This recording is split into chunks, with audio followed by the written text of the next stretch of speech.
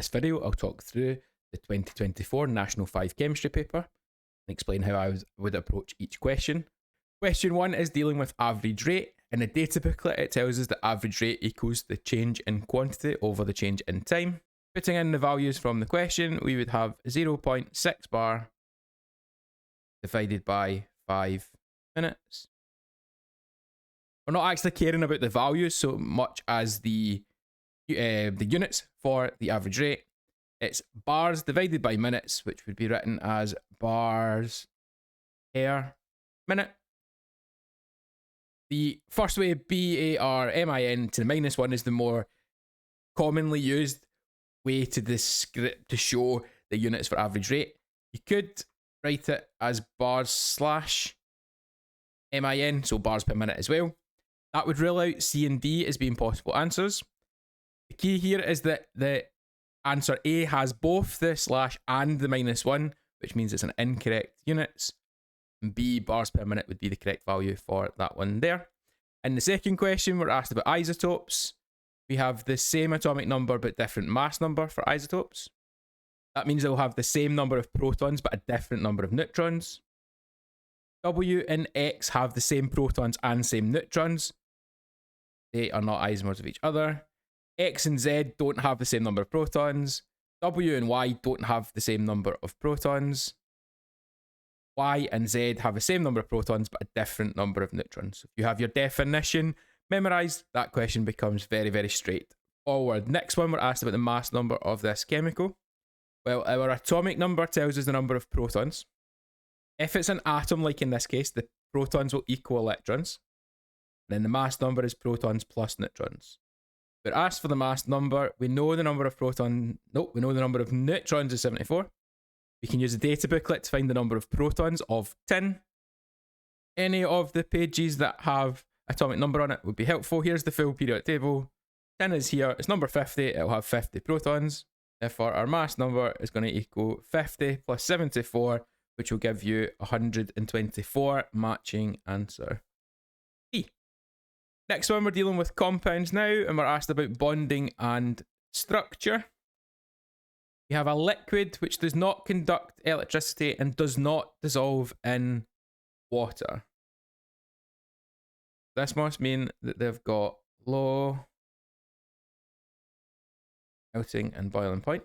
That's to do with the liquid part. If it does not conduct electricity, even as a liquid, it must be covalent bonding. Metals would always conduct.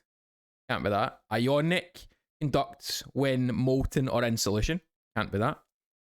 Covalent network would have high melting points and boiling points, so it would be a solid at room temperature, and that means that A is our correct answer. What you are not to do is to look at the fact that it is lead being a metal, carbon and hydrogens are non-metals. Typically, metal plus non-metal would be an ionic substance. This is one of the exceptions. It's why whenever I'm describing the different types of bonding and structure, I try to make it as clear as possible. It's usually ionic if it's a metal and non-metal. This just goes to show one of the times where it's not an ionic compound because of the properties that come with it. Next up, they are talking about something called hydrogen bonds. They're a form of intermolecular forces between molecules.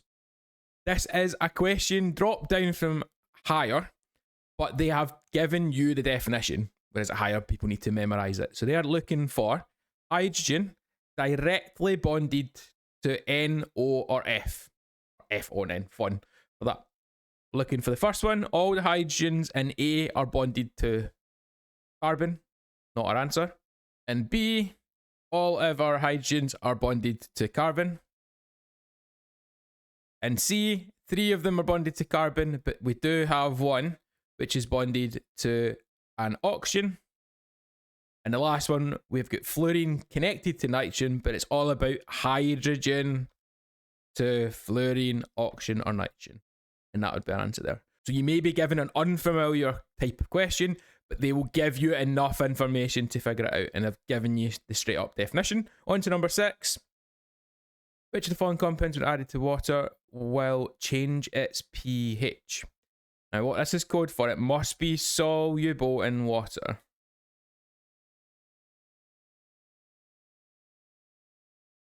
And what it's likely going to be is that 3 of them will not be soluble and 1 of them will be soluble. We'll go to page number 8. Okay, so we have aluminium oxide, calcium oxide, copper oxide, and zinc oxide. Calcium oxide is the only soluble one out of the 3. That will be our correct answer for this question. Good option if you get stuck with a question list is to look on page 8 and figure out if they're soluble or insoluble. It's typically going to be the odd one out that will be your answer. So sometimes we want the one that does dissolve. Here we want the one that does not dissolve. This one, we're looking at mole ratio. We're looking at how many oxygens react with magnesium. For your ratio, we look for the numbers in front of it. We don't care about these little numbers that go beside the letters. We have got 2 magnesiums reacting with 1 oxygen molecule, O2. Question says we've got 4 of them. So we must have half that number, and that'll give us the answer of B. In this question here, we're looking for the smallest GFM. Something we have to be wary of is that this is dealing with diatomic elements. That means that it's N2, O2, F2, neon is just by itself. And the reason that's important is when we look up the values on page number 7, nitrogen is 14, but it's 14 times 2. Oxygen is 16 times 2. Fluorine is 19, we need times by 2. And neon is just 20, but that'd be left itself. That means the chemical with the lowest gram formula mass would be D, neon. If you didn't catch that those are diatomic, you'd be likely to put nitrogen would be the lowest GFM. An atom of nitrogen, a singular nitrogen atom, would be the lowest value, but taking into account the fact that it exists as a pair, then that makes neon the lowest value in this question. Next one, we are dealing with a solution. We have our solution of sodium hydroxide. We're going to add in more water to that chemical. Compared with the initial one, the final sodium hydroxide solution would have, in terms of the number of moles, the number of moles of the chemical would stay the same. We're not taking away any of the sodium hydroxide within it. The way they're trying to catch people out is the concentration would be lowered. The number of ions within the solution would stay the same. It's just spread out into a larger volume. That's the wee trick for that one. Your basic substance like sodium hydroxide would have a pH of above 7, say something like 10. You add water to that, that will lower the value towards 7. And that would make our correct answer C for number 9. Recognizing the types of chemicals that are bases, so metal oxide, hydroxide, or carbonate would be bases that can react with acids. Those would all be metal oxide, hydroxide, and carbonate. That one. Next one, most likely use for alkanes. Alkanes are things like methane, ethane, propane, and butane. Methane may be the gas that's used in the Bunsen burners in your classroom. Propane and butane come in the canisters that can be used for barbecues or heaters. And they are very good at burning and releasing energy. So the correct answer would be A for that one. Next, we have got the cycloalkyne family. That is not one you're expected to know about, but we are to look at the formulas and work out a general formula. All of our general formulas start with CnH2n and then perhaps something else. If you have 8 carbons, we would have expected there to be 16 H's. That means we must have taken away 4 of them to get down to 12. Go to the next one. 9 C's would expect 18. Drop down by 4. That works. 10 times 2 would be 20. Drop down by 4. So our correct answer here would be C. The alternative pathway to do that is to sub in the different numbers into each of the equations. So the first one, 8 times 2 would be 16. Doesn't match. 8 times 2 is 16 minus 2 would be 14. Doesn't match. 2 times 8 is 16 minus 4 does match. 2 times 8 is 16 minus 6 would have given you 10. It doesn't match. So 2 ways of doing it. I prefer the first way. It's just a bit quicker and cleaner to get to your answer. Next one, we want an isomer of this chemical. It has to have the same molecular formula, but a different structural formula. If it's pent-2-ene, that means that you've got 5 carbons, double bond in between the second and the third. We put in our H's to get up to 4 bonds for each carbon. That'll give us C5H10.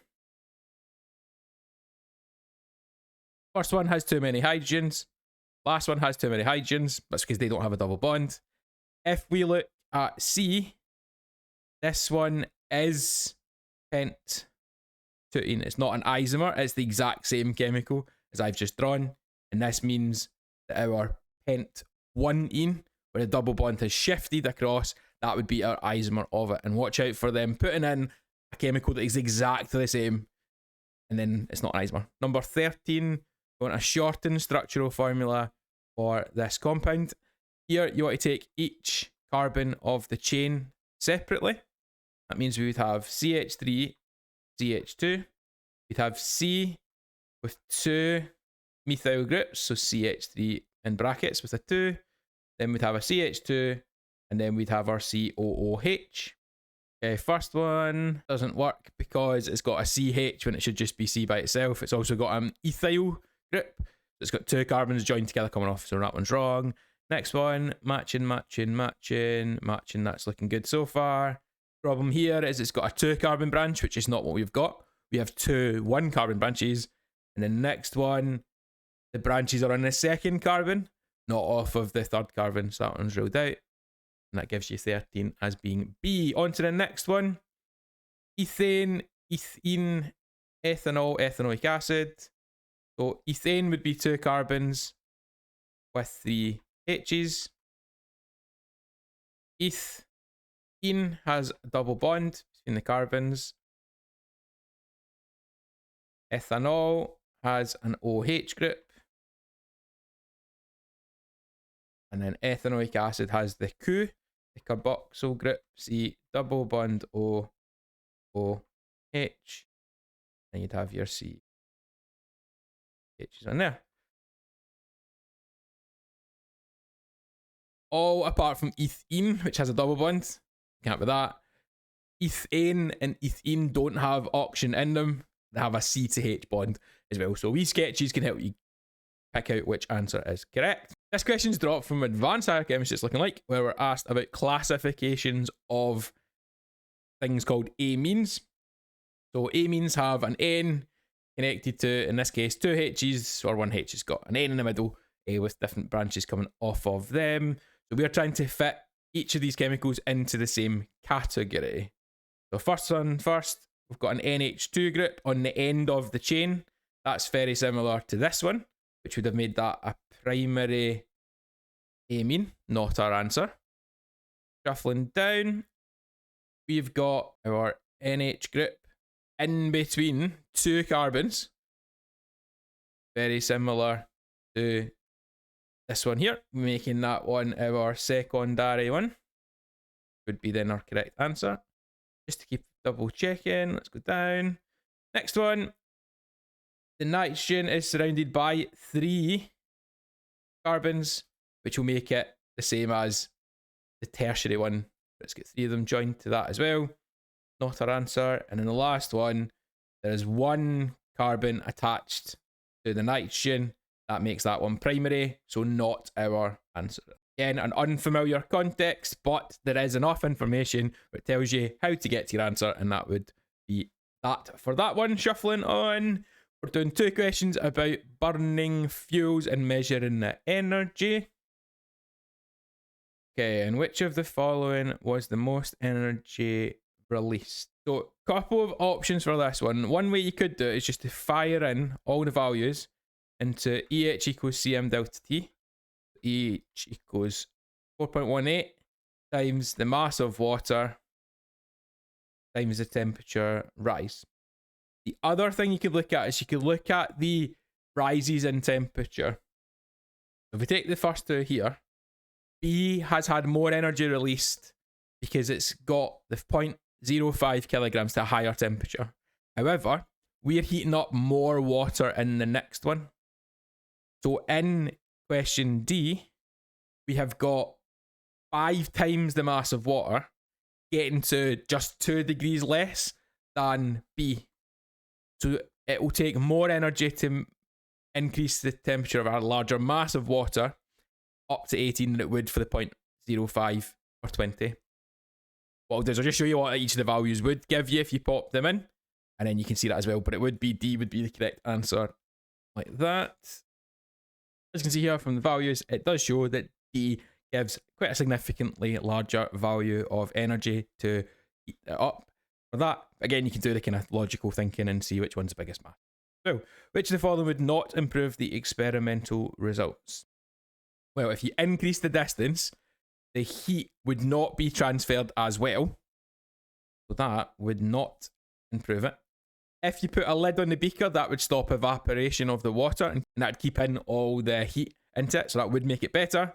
Copper conducts heat better than glass, so that is an improvement. And a draft shield prevents heat being lost to the environment. So we always need to be careful to catch the ones that it talks about which would not improve it, rather than which ones would, because 3 of them would. Here we have delocalized electrons, and delocalized electrons is found in metallic lattice. Metallic lattice will always conduct electricity. Those electrons are able to move, which means if electricity is passed through, the electrons will move and it can conduct the electricity. So it's recognizing that diagram, and that takes you to metallic that we've got here. In this one, we have metal plus an acid gives you salt. And in this case, it's salt and hydrogen for acid metal. What people might be thinking of is if you have something like a metal oxide, so a base, that plus an acid would give you salt and water. If you were going to go for water, that's maybe why, but it's not in this question. One way that you can kind of check what's going on is if you know your formulas or work them out. Magnesium is just Mg, hydrochloric acid is HCl, magnesium chloride would be MgCl2 plus.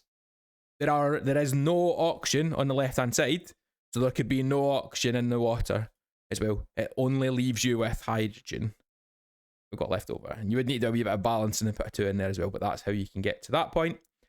In this one, we have got reduction and oxidation reactions. In the first one, the electrons are on the left. To tell if that's oxidation reduction, I would use page number 10. In page number 10, the electrons are all on the left-hand side, and they are reductions. We have got our reduction, where the aluminium ions are gaining electrons, and then the other one then must be an oxidation reaction. To get to the correct answer, you must have the same number of electrons in each equation. We do not. So how are we going to fix that? Well, what we could do is we could take the first one and times it by 4, and the second one we could times by 3. And I'll just jump down the bottom and I'll show it drawn out having scaled it up.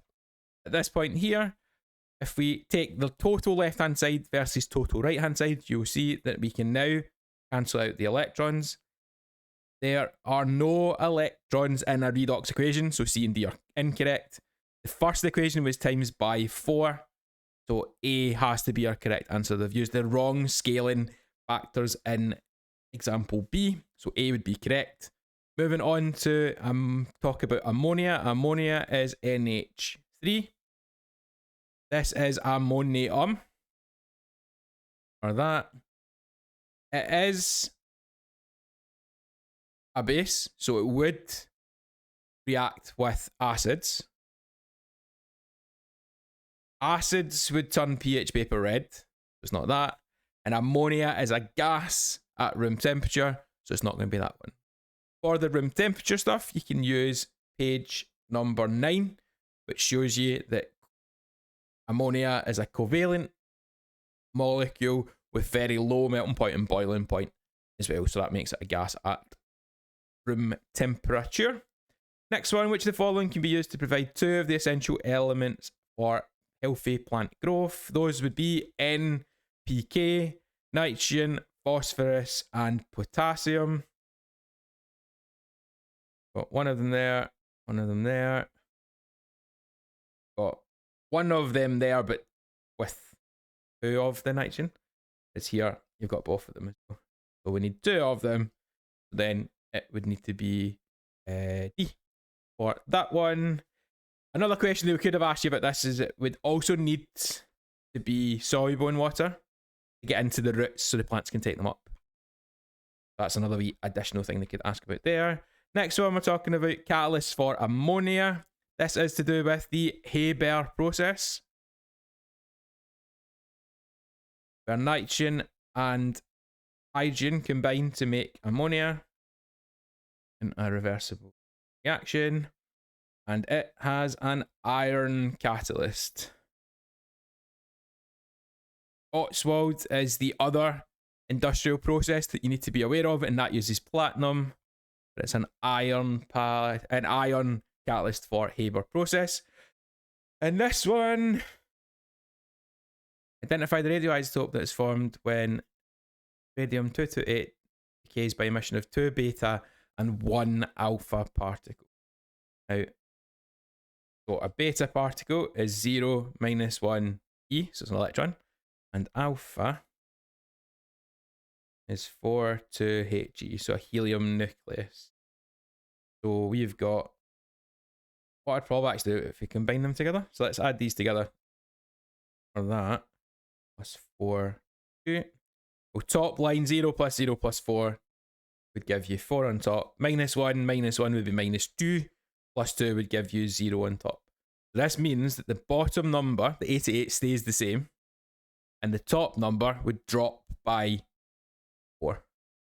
So that gives us our answer of D. If you wanted to do them bit by bit, separate times, you would start off with going, well, 228, 888, with an beta being lost, would stay at 228, but it would go up to 89. The next one would make it 228, 90, and then taking away the 4 2 would give you 224, and then 88. Give your answer there. So you can do it separately. I just thought it was easier just to lump them all together, get my answer there. And then last multiple choice question of this paper is asking us about colours of ions in solution. Okay, which of the following is correct? The color in solution and flame colour of copper chloride. Okay, so the solution part we can deal with from the top. So we've got copper. Copper would be blue. And chloride would be colourless. That means the blue would come out and we would see a colour of blue. That means that's going to be D, but to double check it, flame colours are on page number 6. And we can see on page 6 that copper gives off a blue-green colour flame, and that gives us the answer of D as well. So we've actually could get it with just one section, but you could do it with both of them as well. Gets that, and just make sure you're in the right category and not using the flame colour to tell you the colour in solution, because that would mess you up for that one. Moving now on to section 2 and the longer answer questions. We're asked to balance this equation first of all. You're not allowed to change the formulas of the chemicals. You are allowed to put large numbers in front of them, make more than one of those particular molecules. We are currently fine for hydrogen, got 2 on each side, but we have got 2 oxygens, and then in total we have 3 on the other side. When it comes to having odds and even numbers on different sides, first thing I would do is to try and get it to be an even number on both sides.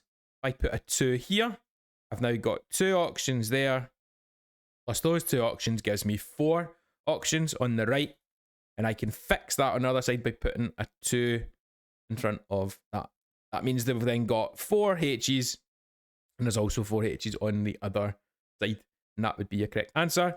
They do accept correct multiples, so if you went a slightly different approach and you end up with 4, 4 and 2, that would still work as well for that one. If you find yourself you keep changing the numbers again, you might have miscounted. So sometimes people won't quite spot, for example, that there's an oxygen in here as well, which needs added to those oxygens there to give you 3 instead of 2 or whatever they might be doing for that one. Here we've got a chemical that increases the rate of reaction what is unchanged by the reaction can be recovered at the end. That is the textbook definition of a catalyst. Catalyzes the reaction and makes it go faster. Next up, we are talking about collecting oxygen over water. What this is described as being. Why are we able to do this? Well, oxygen, it has a low solubility in water. It does dissolve a little bit. So oxygen has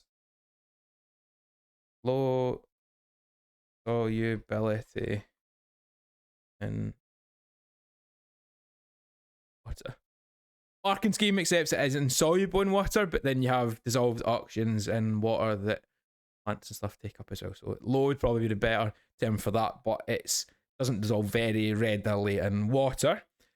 Next one, we have got another average rate question. And in this one, they want to know the volume of gas. So we're actually wanting the quantity because we're already told the average rate. So if we are shuffling this round, then our change in quantity will equal average rate times the change in time, which will give us 1.2 times 30, 36. Okay, next one we have to predict the average rate later in the experiment. Average rate decreases over time. Our reactants, our chemicals get used up, so it goes more slowly. If we started at 1.2 centimeters cubed, it's got to be something less than that. Or something like maybe 0.8 centimeters cubed per second. Just some sort of number that's lower than 1.2 would be acceptable. Next one, we are decomposing sodium hydrogen carbonate by heating it above 80 degrees. Describe the change that is observed as the gas produced is bubbled through. The gas that's being produced tells up here is carbon dioxide, and one of the gas tests that you need to know is that lime water turns cloudy with carbon dioxide. The other ones you need to be aware of is oxygen relights a glowing splint, and then also hydrogen burns with a squeaky pop, or just a pop. Next up, we are talking about the same chemical reacting with citric acid in a reaction that takes in heat energy. That is an endothermic reaction. Exothermic is when heat escapes or heat is released to the environment. Next one, we're looking at the shape of ammonia. Ammonia's shape would look something like this. And here is it represented as a three-dimensional shape where the hydrogens are sticking off kind of down the way a little bit from the center point.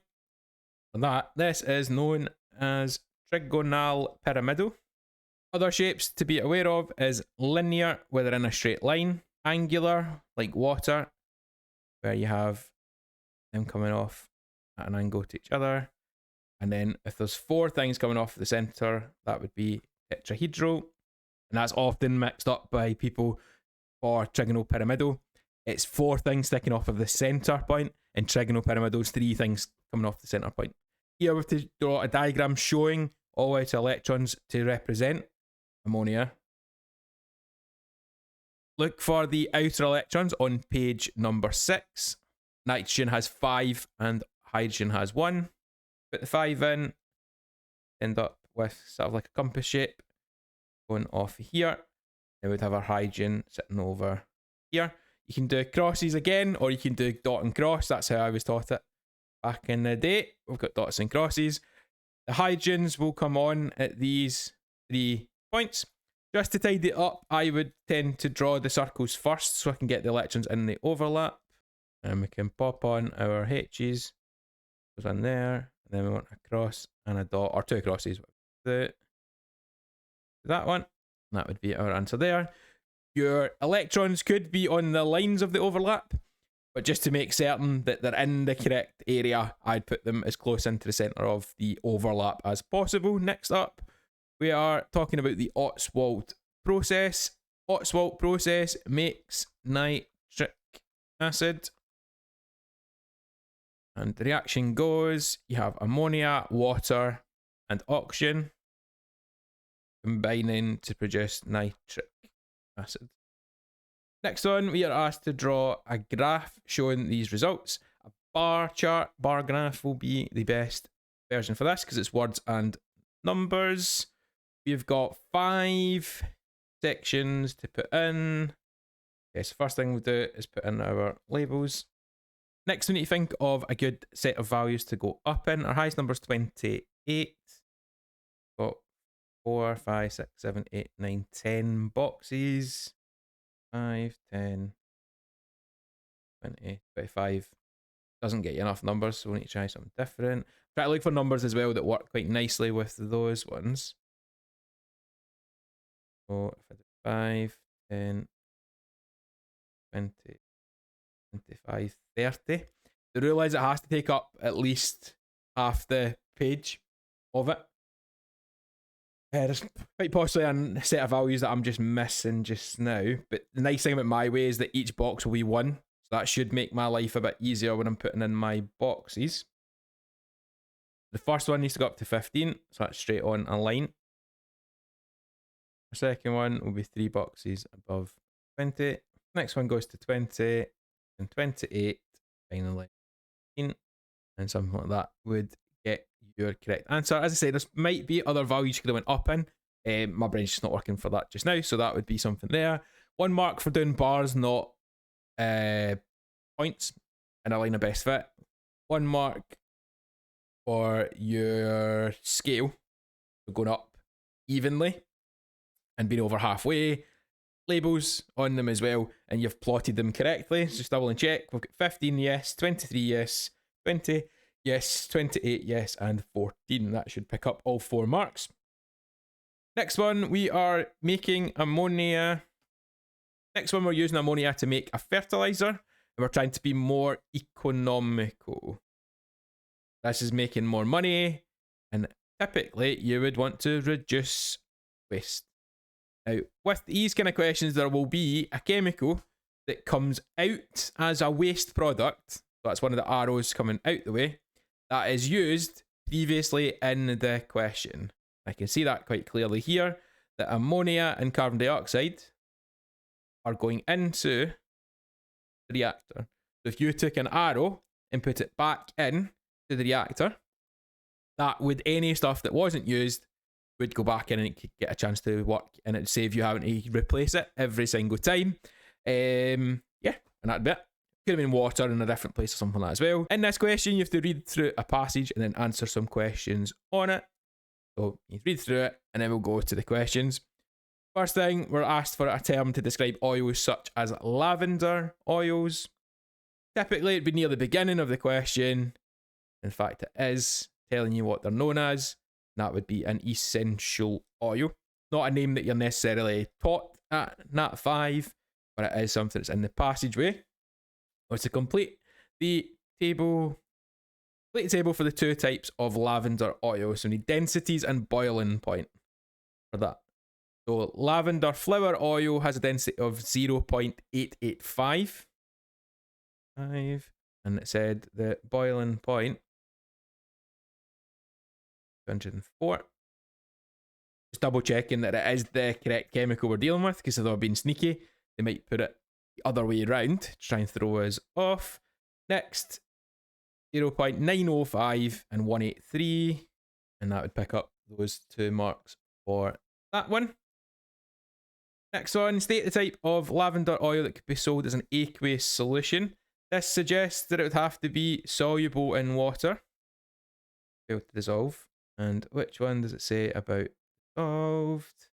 So insoluble in water, so it's not that one. Spike oil is soluble in water, so it's the spike oil. Next one, we're dealing with unsaturation.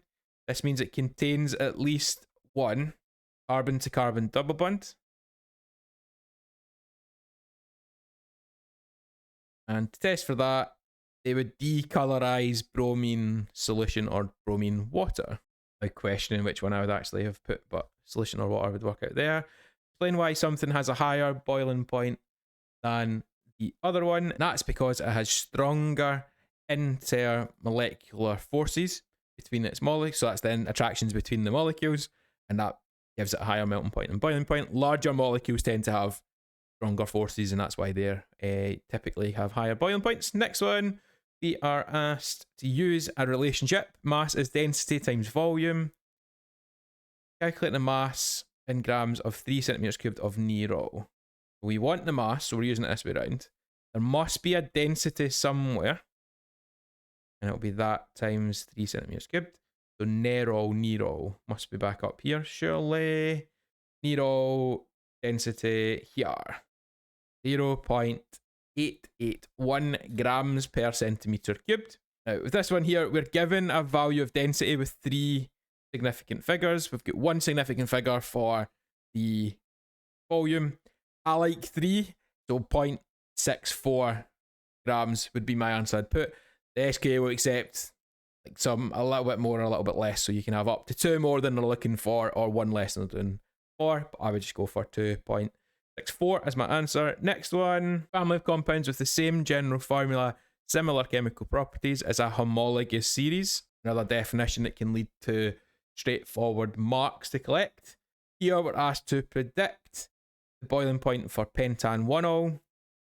Going from meth to ethanol, we're adding on 13. We're then adding on 19. We're then adding on 21. Now this is likely then going to be a bigger jump again, and it could be somewhere between 6 and 2 more. I'll maybe play it safe with, let's say, a 24. So 118 plus 24 gives you 142. They will accept a range because it might be slightly more, slightly less. The range, just looked it up there, would be from 137 to 143. I'm quite near the edge of that range, but I'm still within it, so that would be absolutely fine. What is the relationship shown by the data in the table? As the number of carbons increases, so the molecule's getting bigger, the boiling point's increasing. So as number carbons increases, boiling point increases.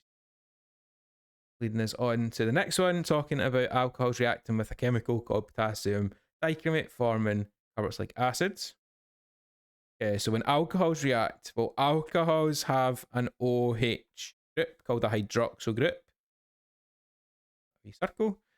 And then, well, it's not going to stay with that. But a carboxylic acid has the carboxyl. So that's the COOH. There. So carboxylic acid, carboxyl goes hand in hand. Hopefully. Here, what I've got, propan-1-ol goes to propanoic acid. So butan-1-ol would go to butanoic acid. So butanoic acid is 4 carbons long. It's got C double bond O and then OH. And then just pop in any H's needed to get it up to 4 bonds for every carbon. The correct answer there. That one. Next one. Write the formula for potassium dichromate showing the charge on both ions. First up, potassium. Now, potassium is in group 1, meaning it would make 1 bond, has a valency of 1. You can also look down here, and it tells you that it would be 1 plus, which matches with the fact that it's in group 1. Right, so it's going to be K. Next, dichromate. If it ends in 8, ATE, it'll likely be on page 8, which this one is. Cr2O72 minus. R2. And just for a second. Cr2O minus. Now, my preferred approach is to ignore the charges for just now. Just deal with it the way you should deal with any formulas, where put in the valencies. It's 2 because it's 2 minus. Swap them over. Gives you 2 and 1. And then its normal formula would be K2CR2O7. Next, we have to turn that into the ionic equation. Well, each potassium would have a charge of 1 plus. So instead of writing K2, if you put K plus, a wee 2 after it. And then the dichromate as a whole group would have a 2 minus charge. That gets you your answer of K plus 2 and then CR2O7 2 minus. This would have worked as well. is, well, you've got K plus and you've got Cr2O72 minus. 2 minus, 1 plus doesn't fit. Take 2 of them. And now the charges, you've got 2 plus and 2 minus, matches it as well for that. So those are 2 approach. I prefer the green way because if you were to do the normal formula, that gets that as well. Next up, we are asked about Dmitry Mendelev's periodic table and comment on how the elements are positioned in the periodic table. They are arranged in groups and periods. Elements in the same group have the same number of electrons. You then talk about the 3 groups that you need to be aware of. So group 1 elements are the alkali metals. Group 7 are the halogens. And group 8/0 are the noble gases. You talk about the fact that things in the same group have similar properties. So these are reactive metals. Halogens are reactive non-metals. And then noble gases are unreactive non-metals. Oh, the other thing you could do, so metals are found on the left-hand side and non-metals to the right. Elements are arranged in increasing atomic number. Mark these questions. You get 1 mark for a limited answer, 2 for reasonable, and 3 for good. I am confident I am in the good region with what I've written here. There are very likely other things we could talk about. I'm now thinking I could have said transition metals are between group 2 and group 3. I may have an idea as well, but those would be typical type of things to talk about for the elements in that one. Moving along to number 6, we're asked about why metallic bonding allows copper to conduct electricity. So in a previous question, they had the diagram slightly better than mine of the metallic lattice. They have delocalized electrons, which allow them to conduct electricity. And this means those electrons are free to move, the other way you could word it. Talking about extracting substances from ores, there are 3 ways of doing it. You can heat it alone, heat with carbon or carbon monoxide, or carry out electrolysis. We look where copper is positioned. It's relatively central in the table. That means that it's going to be most likely to be extracted heating it with carbon. You could use electrolysis, but that's more likely to be used for the more reactive metals nearer the top. So it would work, but it's maybe a bit of overkill. So heat with carbon would be the way to do it with that. If it's something like silver or gold, you could just heat it alone and it would work as well. This one, we're talking about making electricity from electrochemical cells. There are 2 rules that will help us with this question. So rule number 1, flows from high to low. And then second part is the further apart they are, the larger the voltage. All of the combinations have copper in common. So I'm going to put copper in the middle here. It goes from A to copper. Metal A has to be above copper. It goes from metal C to copper. So metal C has to be above copper. And we'll look at which order they come in a minute. It goes from copper to metal B. So metal B has to be below copper, as does metal D for that. Now we need to figure out which order they come in for that. Now, of metal A and metal C produces a larger voltage. Metal C has to be further away from copper. Of metal B and metal D, metal B produces the larger voltage.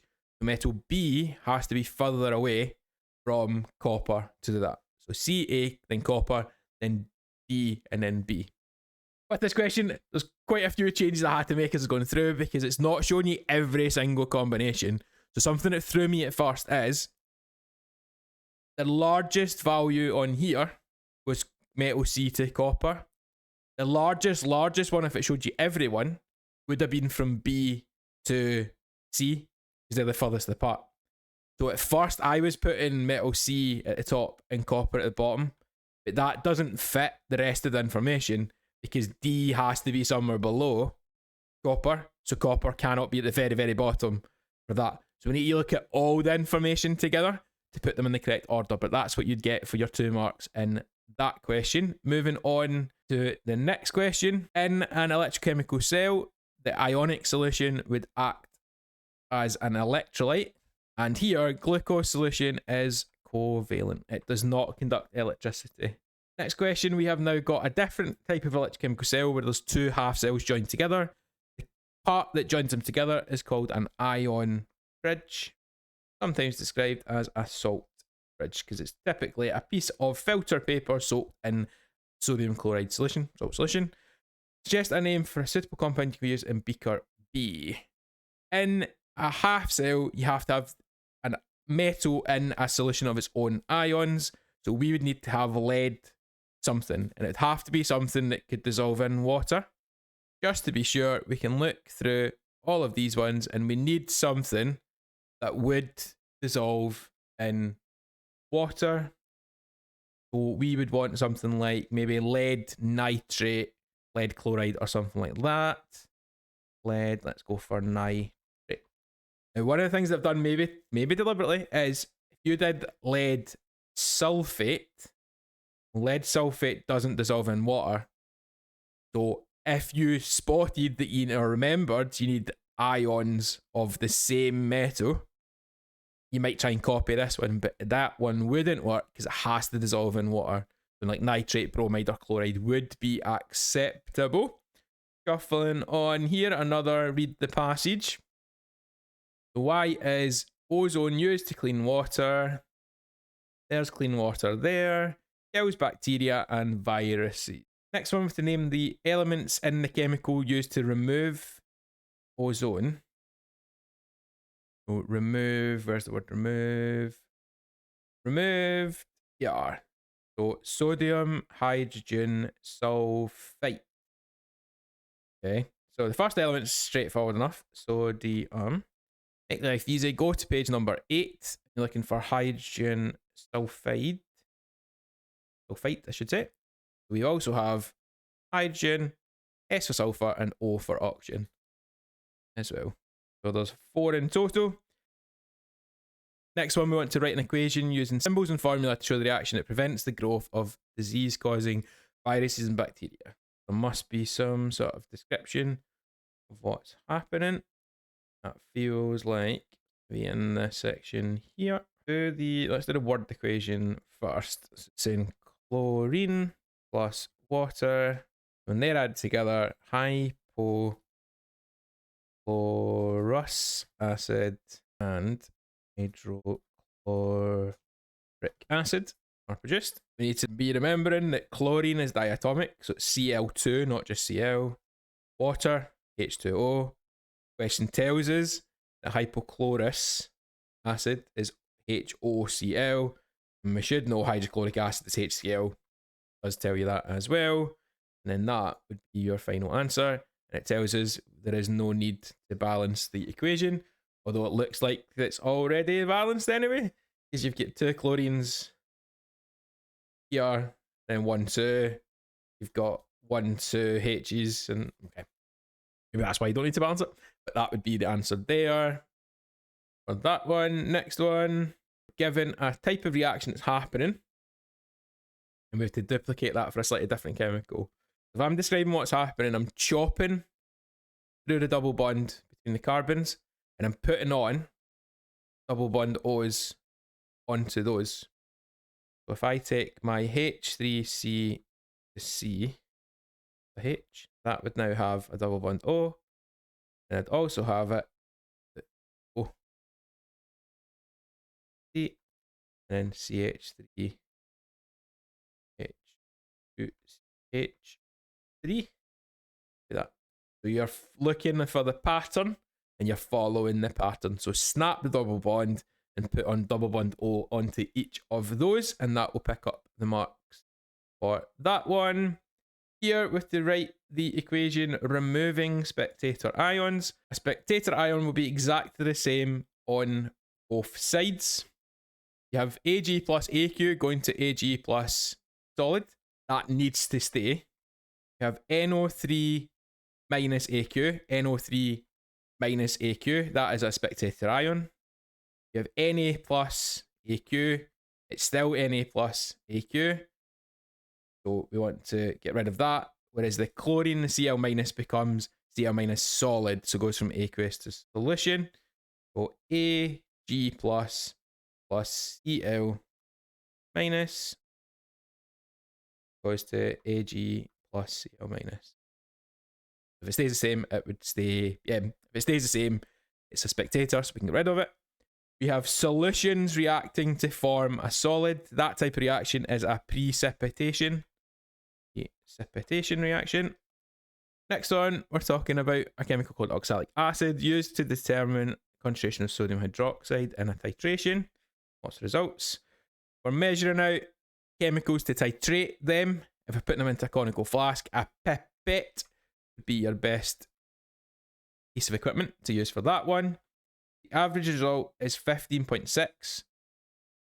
Why are we only doing these two? They are close together within 0.2, and that means they are concordant results within 2 centimeters cubed, so close agreement between them. This one we're doing our titration calculations. So we are going to use information about oxalic acid to work out the concentration of sodium hydroxide. Now, we are told we can work out the number of moles if we know concentration, and we do know the volume. Make sure you turn your centimeters cubed into litres, 0.0156 litres. Should be a concentration here. There is 0.1.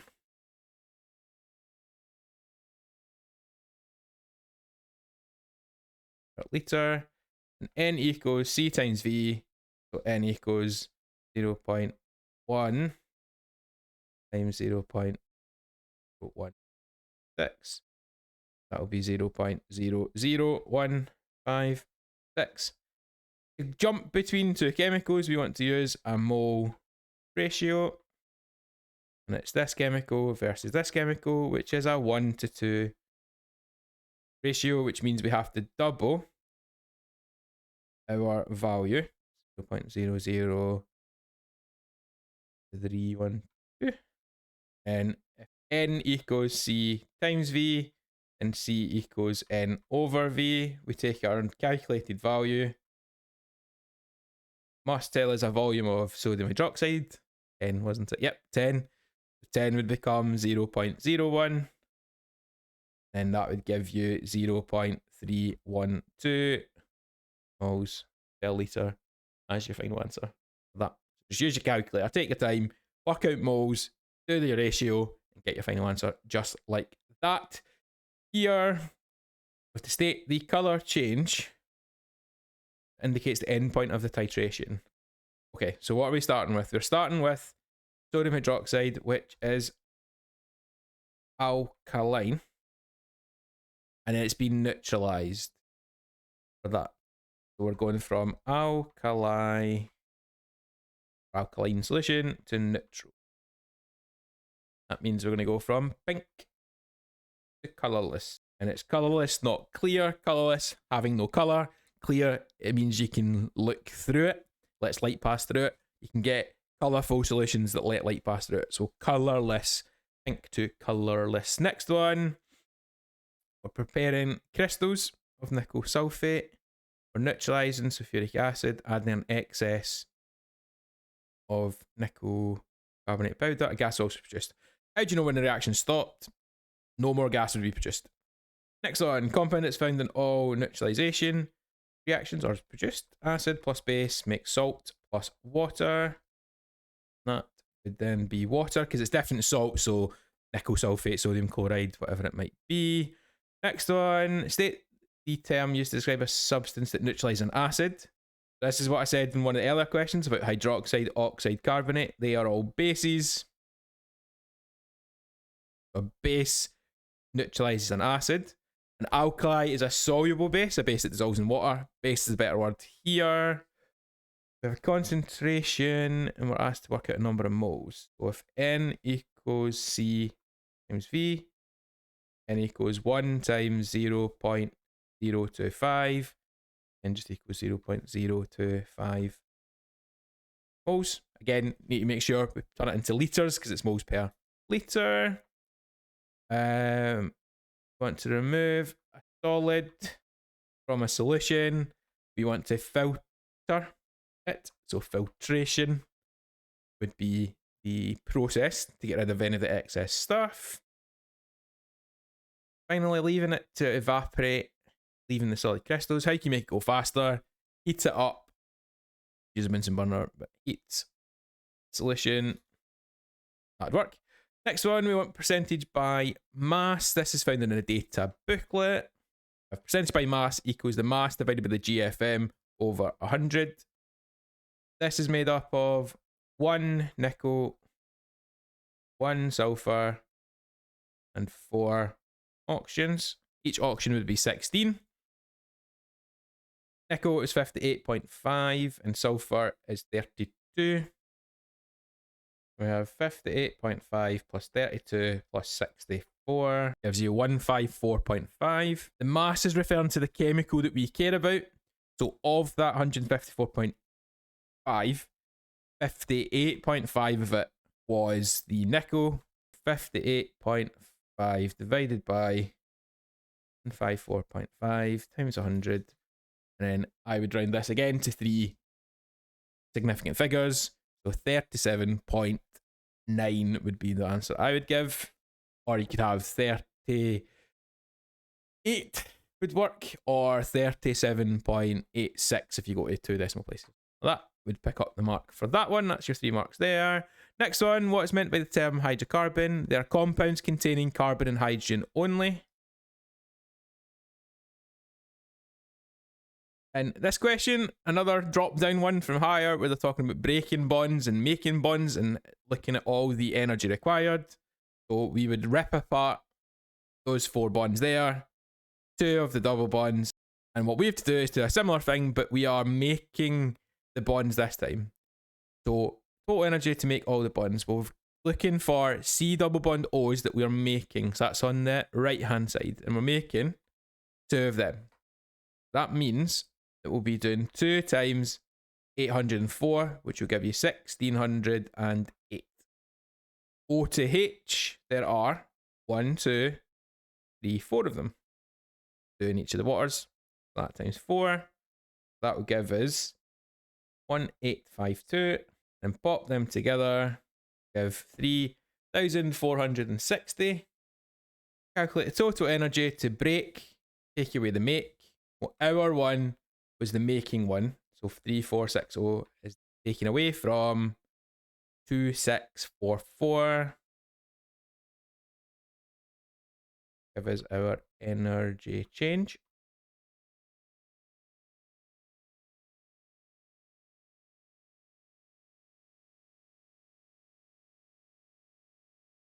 Minus 816 kilojoules. Answer. Shuffling it on. Here we're talking about a process called reforming. What they're doing is they are changing the arrangement without changing the number of carbon atoms. Name the branched alkane produced by the reforming of octane. This one is our branched one. We have got the longest chain of 6. That means it's going to be hex. It's single bonds between the carbons, so it's hexane. We have 2 methyl groups coming off of the numbers, 4, 5, and 6. Off the second and the fourth, it'll be 2, 4. There's 2 of the branch, so it's di, and it's a 1 carbon branch, so it's methyl. 2, 4, dimethyl hexane, and that's each of the steps you get from there. This one, we're to draw cycloalkane that can be produced by reforming hexane. We had 8 in a row, and then we've got 8 in a ring. So if we've got 6 in a row, we will have 6 in a ring. So we want to draw cyclohexane. So a nice wee hexagon. I want to put 2 H's on each of them. Then every carbon is making 4 bonds. Whack that through, and leaves us with our cyclohexane. Just like that. Next one, alkanes can be used to make unsaturated hydrocarbons in a process called cracking. And then they can go and use, okay, Right, the molecular formula for the alkane X. Octane, we have C8H18. Now, I've not counted them, but alkanes are CnH2n plus 2. I've just doubled it. You can count it if you want. I'm not going to do that. Ethene is C2H4. So we were missing 6 carbons, and we're missing 14 H's. And that would give you your answer there. That would be hexane, perhaps. But yeah, that's what you get for that one. Here, we're doing a specific type of addition reaction using water. That is called hydration. If you're using hydrogen, it would be hydrogenation. If it's a halogen, then it's halogenation. Our one's water, so hydration. Here, name the polymer from a certain monomer. You just put poly in front of it. So polyethanol. The correct answer there. Next one, draw the repeating unit of the polymer formed. So we break C11C and put bonds at either end. So we'd have C to C. These are the two new bonds. You'd have your two H's on the top and a H and an OH on the bottom. Yeah, that one. Our final question is our second using your knowledge of chemistry question. Limited, reasonable, and good again. And we're just a very vague general question about radioactive decay. Radioactive decay occurs in the nucleus of an atom. And atoms can emit alpha, beta, or gamma radiation. Alpha is a helium nucleus. Beta is an high energy electron. Gamma is an electromagnetic wave. Alpha has a mass of 4 and is positively charged. Beta has a mass of 0 and is negatively charged. So has no mass and is so gamma has no mass and is uncharged. Alpha is the least penetrating and gamma is the most penetrating. Alpha is stopped by a sheet of paper, beta by thin aluminium, and gamma by thick lead. Alpha decay causes the mass number to decrease by 4 and atomic number by 2. Beta causes no change in mass and an increase of 1 in atomic number. Gamma does not change mass and atomic numbers. Radioactive decay. So different uses of them we can talk about as well. So to treat cancer, your radiotherapy, and to check thickness of materials. And there's tracers around the body. So there are some scans where doctors will inject a radioactive isotope. It will pass through someone's veins, capillaries, and arteries. And by taking a certain type of scan, which can pick up on that radiation that passes through, they can look for any defects in the circulatory system. Or there's other ones about using them to help detect cancerous tumours and things like that as well. You're not really to know the specific uses of them. You have to be able to know that if something's to be detected outside of the body, then it must be able to pass through the body. So it wouldn't be alpha. It's more likely to be gamma or beta. The other thing is it was half-life. So half-life is the time taken for half of the nuclei to decay or for the radioactivity to half. And if they're used in or on the body, they'd want to be short half-lives to limit the exposure. That brings us to the end of the paper. Hopefully you found it helpful. Thank you for watching. Goodbye.